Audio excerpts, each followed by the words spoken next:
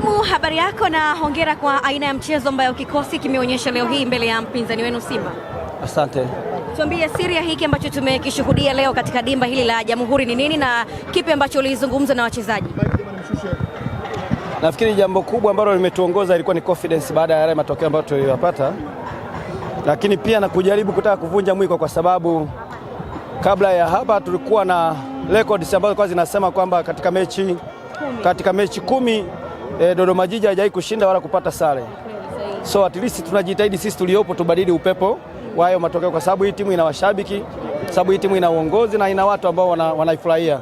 So hakuna sababu ya kuwaweka kwenye unyonge, tunajaribu kuona namna ambavyo tunaweza tukapambana at least kubadili huo upepo. Na tumefanya hivyo. Tuliingia na plani ambayo maybe tulitaka tuwarazimishie kutoka juu lakini tukaona mwanzo kama haijafanikiwa. So tuka switch at least tuwe kwenye transition ya defending to attack. Yani tuanze kudefend kisha ndo tu attack. Lakini pia na kujaribu kuziba zile gaps kwa sababu Simba wanakimbia kwenye eneo la midfield kwa kufanya rotation. So ni watu ambao wana interchange position. Hilo ni jambo ambalo tulielezea mapema na wachezaji wetu wameadapt vizuri sana. Kwa sababu at least kuna muda ulikuwa unaona wana retain zile spaces ambazo Simba wanataka kuzitumia. Lakini pia huo moyo wa kujitoa, credit sana ni kwa wachezaji kwa kiasi kikubwa.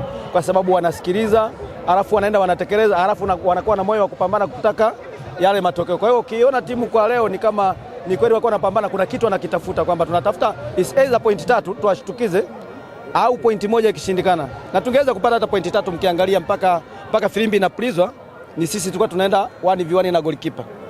Sawa, kabla ya mchezo msimamo wa mashabiki, wachezaji pamoja na benchi la ufundi kiwemo wewe kocha ilikuwa ni kutokuruhusu goli katika mchezo wa leo. Mmeingia mkiwa mna confidence ya kutosha. Siri ya hii confidence mwalimu imetokana na nini? Siri kwanza ni yale matokeo ambayo tumeyapata kabla mechi hii.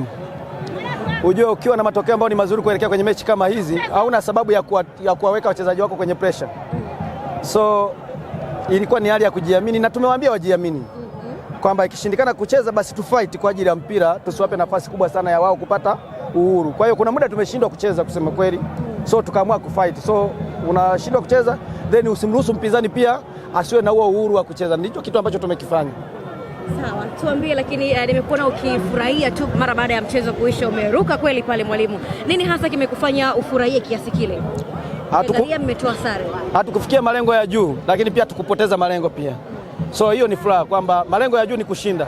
Lakini pia kama hujadhurika dhidi ya timu kubwa, unaweza kuona hizi timu kubwa zina draw mara ngapi na hizi timu za daraja la kati. Sahihi. Sio umeelewa? Kwa hiyo unaweza kuona at least tumekosa pointi 3 lakini hatujapoteza mechi. Na nikikwambia hii ni mechi ya 9, sisi tumepoteza mechi moja tu katika mechi 9 zilizopita. So naona ni consistency nzuri. Na tukishatoka hapa kama tumedraw na Simba, maana kuna daraja fulani kwa wenzetu tunajitengenezea ambalo linatusaidia sisi kwenye mechi zinazofuata.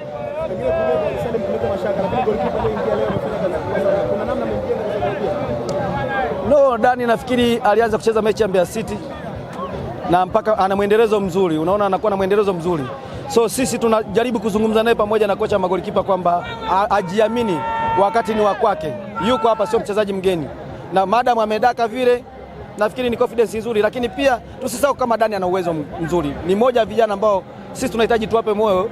Ni vijana wetu ambao wamekuwepo hapo kwenye timu ya Dodoma Jiji. Mimi nimefanya naye kazi biashara, kwa hiyo ni mtu ambaye pia tunamjua. Kwa hiyo ni kumpa confidence tu.